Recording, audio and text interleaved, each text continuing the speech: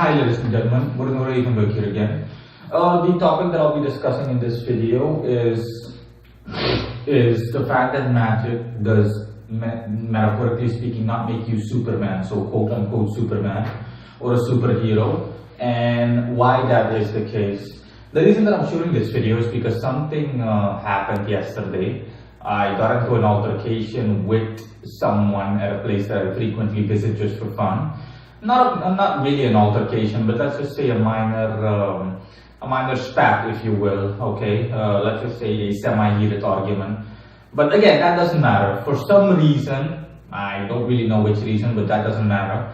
It just reminded me of this, and in the past, I think I've already stated it in a video, but I've never done a video on it separately or directly in which I discuss it in full. Not that I can remember. So yeah, here goes. In any case. Simply put, magic does not turn you into a superhero. Magic does not make you immune to the consequences of daily life, nor does it make you, again, superhuman in any way, shape, or form. If you're a magician, that doesn't mean that you're immortal, okay? It doesn't mean that you're not subject to misfortune. It doesn't mean that you won't have to go through the same shit that others go through.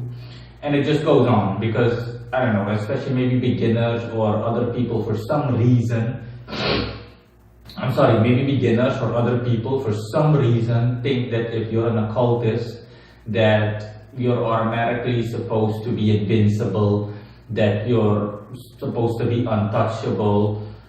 Again, the same way a superhero is, okay, that you won't die if someone shoots you. No. Okay, those people, in that thinking, they're detached from reality, grossly so. They live in some kind of movie in which that is possible, but no, none of this applies in the reality and real life, okay? You basically go back to the definition of the occult, or the definition of magic. Magic is, like, I think Aleister Crowley stated it, but not that, it doesn't matter who stated it. That is the factual definition of magic, okay? Simply put, magic is the ability to transform reality in accordance with one's own will, or the way that one wants to see reality. So again, putting it that way, magic is simply the ability of adjusting your own life to your own desires, that generally speaking lies outside the reach, in a way that generally speaking lies outside the reach of the average person. That's the difference. Magic is an amplifier in terms of getting what you want, and bending the world to your will, and shaping the world, or shaping your reality, the world as you perceive it, in your own image as much as possible. But magic by no means, or being an occultist, a successful proficient one, by no means makes you invincible. It makes you not subject to reality that others face. Nah, the world you live in, regardless of how skilled you are, is still the world others also live in. And there are things, just like other people, that you're unfortunately also going, unpleasant things that you're going to be subject to, and that you can do little or nothing about in terms of avoiding it. Okay, again, magicians aren't immortal. Okay, magicians, if you cut them, they will bleed, just like any other person. The only difference in this metaphor is that occultist or magician has a much higher chance of surviving said cut compared to the average person, or that cut doing as little damage as possible, or recovering as quickly as possible compared to the average person. And yeah, and now I come to it. Why the second thing the second statement I made in the beginning, why this is the case, okay, that's what I'm coming to now. Why do you think that's the case? And again, you go to the detailed workings of the occult.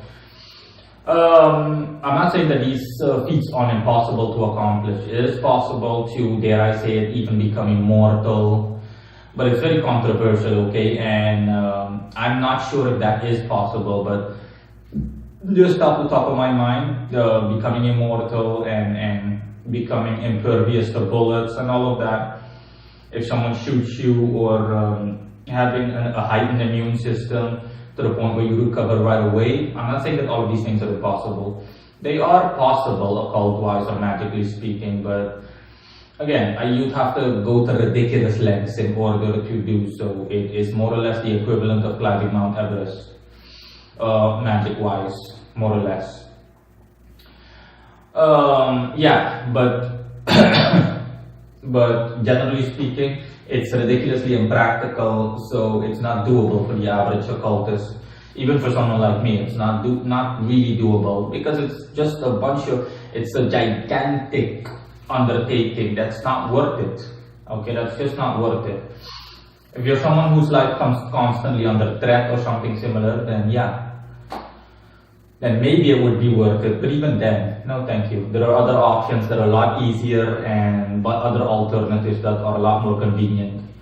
And besides, if you make yourself impervious to bullets in one way, shape or form, imagine how the world will view you. You don't want to be seen as a circus freak, okay? Because that's how people are going to view you. It's not a movie. People aren't going to be in awe and say, oh, look, he's impervious to bullets. Look, even if you shoot him, nothing happens. People will see you as, people will literally look at you like you're a blue flamingo or something. No. You won't get respect. You'll get mixed emotions, fear, the same emotions that the average person has about the occult. It's just a bunch of emotions, but there are a good deal of negative ones in there. Okay, fear being one of them. Semi-hate might also be one of them. People will, I think, in the end become apathetic of you, which means that they'll simply ignore you and they'll stay away from you as far as possible because they don't want to be near you. But aside from all of that, okay, main reason, okay, the biggest reason primarily for why it's impractical and why you can't accomplish any of these things as a magician right away is because of the way the occult work, okay? If you're a magician and you work with spirits, there is a set amount of energy that you're calling upon. And that energy is the one that sees the results. This is long story short. This is really the shortly summarized version. Yeah, that spirit, the spirit that you're calling upon has an incredible amount of power. The spirits that I generally work with, archangels, angels, demons, and so on, has an incredible amount of power. You're only calling upon the power of one or two people's work, and that power is the one seeing the results. You can't possibly call upon all the power, the entire power that spirit has. Because you're simply too small, okay? You're too much of a lesser being to be able to do so. It would be the equivalent of an ant trying to lift up an entire human being. Can you imagine that? Just one general ant, okay? Your mundane ant, your everyday ant, being able to lift someone that weighs, 60, 70 kilograms, being able to lift me, that's not possible, okay? That's more or less not possible. In any dimension would it be possible from the get-go to be able to do so. There are outworldly exceptions, but not that I'm aware of, okay? Let's safely state that it's impossible. At the very least, metaphorically impossible, so you can see what I'm getting at. I almost wish that it would be possible to summon a lot more energy, but that is simply not possible. There's a limit to how far you can go. It's the same for me. Regardless of how much weightlifting I do, regardless of how much I improve my physical demeanor, physique, and stamina, there is a limit to how much weight I'll be able to lift. Even if I go back to the gym the way I used to do and all of that, I'll be able to lift. My body my astral as well as my physical body can at most handle lifting 100 kilograms, 150 kilograms, at most. But nothing beyond that point. I'll never be able to lift 1,000 kilograms, period. Everything has its limits, okay? Almost everything has its limits, except God, obviously. None of this applies to God. Yeah, so that is the practical application behind why it would be possible, or it would be highly unlikely and ridiculously difficult to accomplish those kind of feats. So you won't be able to call upon energy to the point where you'll be able to do wondrous things, okay?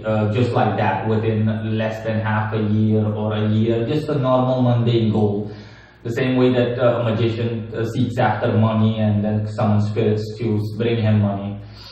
It doesn't work like that, okay?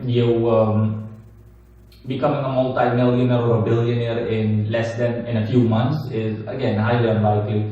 It would be more likely, or it would be more possible, so like I told you, if you would be able to summon a lot more energy. That would be different altogether, but there is a limit, okay? Similar to how there's a limit to how much weights I can lift in the example that I just stated earlier. So that is it, okay? And all of this just reminds you of reality. And like I told you, these are the reasons for why magic does not make you invincible. You're still subject in a lot of aspects, subject to daily life, its pros and cons, and related. Okay, you're still subject to the same things that a lot of other people are subject to and previous to. The only difference is that compared to other people, I as a magician have a head start. I am more than a couple of steps ahead, okay, depending on how proficient I am. But in any case, I am 5 to 10 steps ahead, so to speak. But just like every other person, just like all of you, okay, whether you're an occultist or not, whether you're proficient or not, okay, we still all wake up under the same sun. Let me put it that way. So that is it. Thanks for watching. Bye.